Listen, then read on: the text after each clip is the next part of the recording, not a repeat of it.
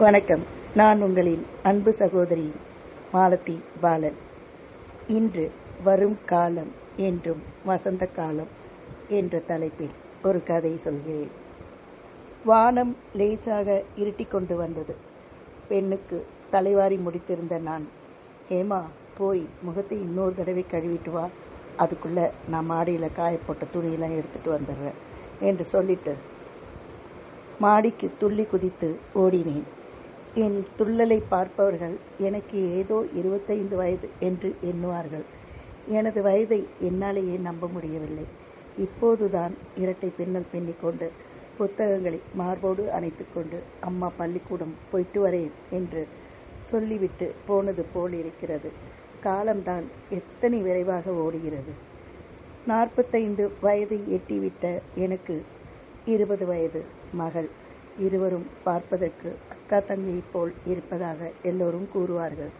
மாடியில் துணிகளை எடுத்துக்கொண்டே வீதியை பார்க்கின்றேன். காற்று சுழட்டி சுழட்டி அடித்து கொண்டிருந்தது. தெருவெல்லாம் ஒரே புழுதி மயம்.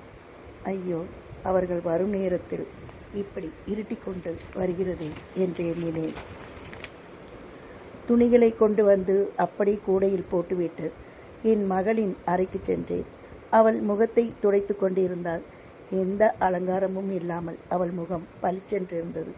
மல்லிகையும் கனகாம்பரமும் சூடி அலங்காரம் எல்லாம் முடிந்ததும் குத்துவிளக்கு போலிருந்தாள். அன்பு, அழகு, பண்பு, இப்படி எல்லா நற்குணங்களும் கொண்ட என் மகளை இன்று பெண் கேட்டு வருகிறார்கள். பெண்மையின் பிறப்பிடமாய் அமர்ந்திருக்கும் இவள் என் மகளா? என்னாலே என் வாழ்வை நம்ப முடியவில்லை. நிமிர்ந்து பார்க்கின்றேன். சுவரில் மாட்டியிருந்த அம்மாவின் படம் நேராக எனது கண்ணில் பட்டது. அதனை கண்டதும் என் நினைவுகள் பின்னோக்கி சென்றன. இளம் வயதில் நான் எப்படி இருந்தேன்? பேசுவதெல்லாம் புரட்சி, எதற்கெடுத்தாலும் செங்கோல் பிடிக்கும் குணம். பாரதியின் புதுமை பெண்ணாய் திகழ்ந்தேன். ஆணிற்கு சரிநிகராக நின்றேன். பழமையையும் மூட நம்பிக்கைகளையும் வேரோடு வெட்டி சாய்க்க வேண்டும் என்ற வேகம் கொண்டிருந்தேன். அம்மா எனது போக்கினை பார்த்து பயந்தாள். என்னை படிக்க வைத்த பாவத்திற்காக அழுதாள். பெண் பெண்ணாய் இல்லாமல் இப்படி சுற்றுகிறாளே, இவளின் எதிர்காலம் என்னவாகும் என்று தவித்தாள். ராஜன், அவர் ஒரு இனிய கதாபாத்திரம். எனது குணங்களை ஜெராக்ஸாக பெற்றிருந்ததாலோ என்னவோ எங்களின் மனமும் ஒத்துப்போனது. எத்தனையோ எதிர்ப்புகள் எங்களின் திருமணத்திற்கு. ஏனெனில் நாங்கள் இருவரும் வெவ்வேறு இனம் என்பதால். இருப்பினும் ஓடிப்போய் திருமணம் புரிய விரும்பாத நாங்கள் பெரியவர்களின் ஆசையை போராடி பெற்றோம்.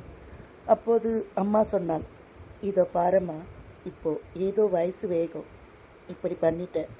ஆனால் உனக்கும் ஒரு பொண்ணு பிறந்து நாளைக்கு அதுக்கு ஒரு கல்யாண காட்சின்னு வரும்போது எந்த ஜாதியில் பண்ணுவேன்? உன்ன மாதிரி புரட்சி பண்ணுறவங்க எத்தனை பேர் இந்த உலகத்தில் இருக்காங்க. இப்போ உனக்கு இதெல்லாம் புரியாது. பின்னால் கஷ்டப்பட போகிற ரொம்ப.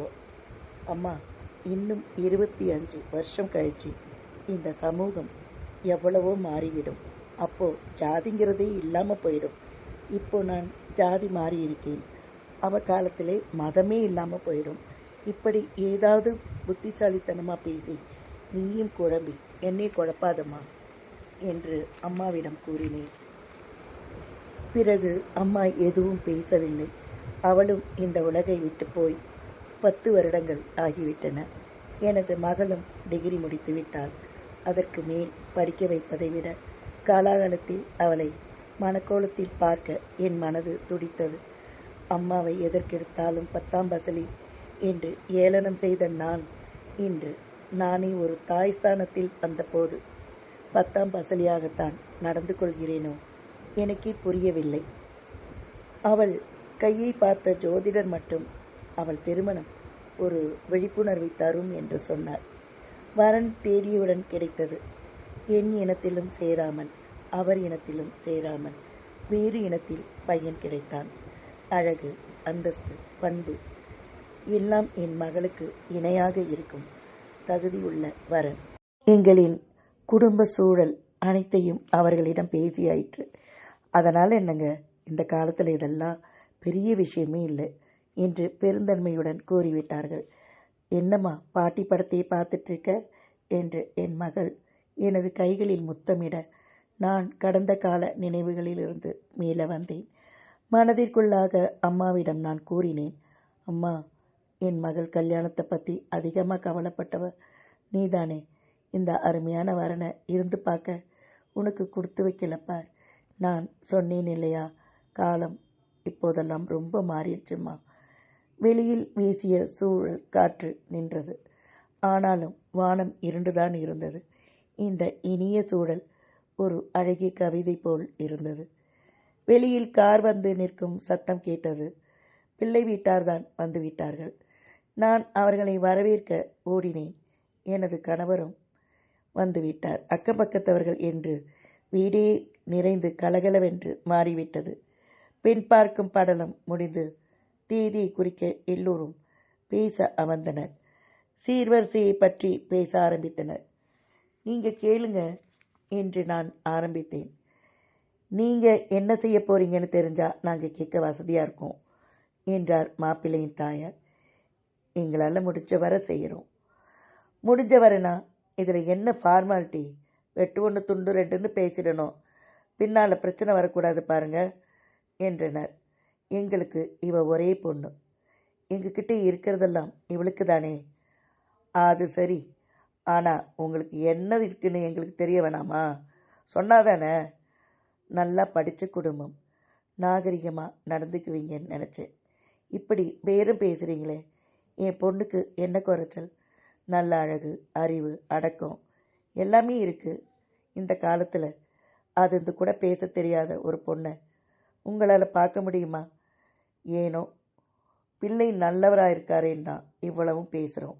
உங்களுக்கு இவ்வளவுதான் வேணும்னு கேளுங்க, முடிஞ்சால் செய்கிறோம், இல்லைன்னா விட்டுடலாம். நீங்கள் என்ன எங்கள் மேலே கோச்சிக்கிறதுல அர்த்தம் இல்லை. உங்கள் பொண்ணுக்கிட்ட எல்லாம் இருக்குது, நாங்கள் இல்லைன்னு சொல்லலை. ஆனால் நல்ல ஜாதி இருக்கா உங்ககிட்ட? இந்த விஷயம் பற்றி உங்ககிட்ட முதல்ல சொல்லியாச்சு. அதுக்கு சம்மதப்பட்டு தானே வந்தீங்க? சம்மதப்பட்டு தான் வந்தோம். அதனால் சீர்வரிசை நிறையா கேட்குறோம். ஜாதி சுத்தம் இல்லைங்கிறதால கேட்குற சீர்வரிசையை கொடுங்க. உங்கள் பலவீனத்தை மூடி மறைச்சி நீங்கள் பணிஞ்சு தான் போகணும். ஜாதியும் கேட்கக்கூடாது, சீரும் கேட்கக்கூடாதுன்னு என்ன நியாயமா அது? மாப்பிள்ளை இந்த சூழலில் கலந்து கொள்ளாதவன் போல் வேடிக்கை பார்த்தான். அப்போதுதான் சற்றும் எதிர்பாராத வண்ணம் என் சாந்த மகள் சீறி வந்தாள். அவர்களை வெளியே போகச் சொன்னாள். அம்மா, நான் மேலே படிக்க போகிறேம்மா, எனக்கு கல்யாணமே வேணாம்.